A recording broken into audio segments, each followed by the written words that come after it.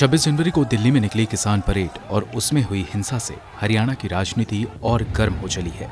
Indian national Lokdal के कद्दावर नेता अभय सिंह चौटाला ने विधानसभा से इस्तीफा दे दिया है। उन्होंने कहा था कि 26 जनवरी तक अगर कृषि कानून वापस नहीं होता तो वो इस्तीफा दे देंगे। इस इस्तीफे से उनके भतीजे और उप मुख्यमंत्री दुष्यंत चौटाला पर दबाव बढ़ गया है, जिनकी जननायक जनता पार्टी की बैसाखी पर मनोहर लाल खट्टर की सरकार खड़ी है। इसमें दो राय नहीं कि मौजूदा किसान आंदोलन के डेरों में पंजाब और हरियाणा से सबसे ज्यादा लोग हैं। पंजाब में तो बीजेपी का फिलहाल खास वजूद नहीं है, लेकिन हरियाणा में बीजेपी की खट्टर सरकार चल रही है। पिछले चुनावों में बहुमत से दूर रहने के बाद भी खट्टर सत्ता पाने में कामयाब रहे थे। कारण थे दुष्यंत चौटाला, जिन्होंने बीजेपी के खिलाफ चुनाव लड़ा, लेकिन उप मुख्यमंत्री पद लेकर अपनी पार्टी का समर्थन दे दिया। बहरहाल अब हालात बदल गए हैं।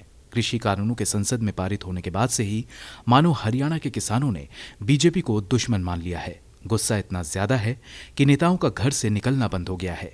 जगह जगह उनका घेराव होने लगा है और कई जगह उन्हें गुस्से का भी शिकार होना पड़ा है। यही वजह है कि गृह मंत्री अमित शाह ने सीएम खट्टर और बीजेपी नेताओं को फिलहाल किसी प्रकार का सार्वजनिक कार्यक्रम न करने की हिदायत दी है। दुष्यंत चौटाला बार बार किसानों को आश्वासन देते रहे कि कृषि कानून से किसानों का कोई नुकसान नहीं है और एमएसपी जारी रहेगी, लेकिन किसानों ने मानो ताऊ देवीलाल के पड़पोते का एतबार करना बंद कर दिया है। कुछ दिनों से जेजेपी के विधायक भी बागी तेवर दिखाने लगे हैं। बीते साल 20 सितंबर को जेजेपी की दो विधायक बरवाला से जोगी राम सिहाग और शाहबाद से रामकरण काला ने किसानों के धरने में हिस्सा लिया। 7 दिसंबर को पार्टी के 3 और विधायकों ने किसान आंदोलन के समर्थन में बयान दिए। जरा हरियाणा विधानसभा के गणित से समझिए।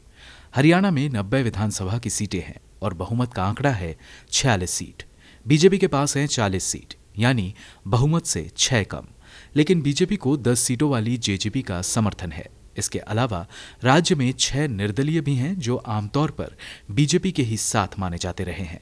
लेकिन अब चरखी दादरी से निर्दलीय विधायक सोमबीर सांगवान खट्टर सरकार से समर्थन वापस ले चुके हैं। बाकी निर्दलीय भी इस माहौल में समर्थन करने में कतराएंगे। यानी अगर आंदोलन के दबाव में जेजेपी समर्थन वापस लेती है तो खट्टर सरकार को अपनी सत्ता बचाना बेहद मुश्किल हो जाएगा। ब्यूरो रिपोर्ट, गो न्यूज।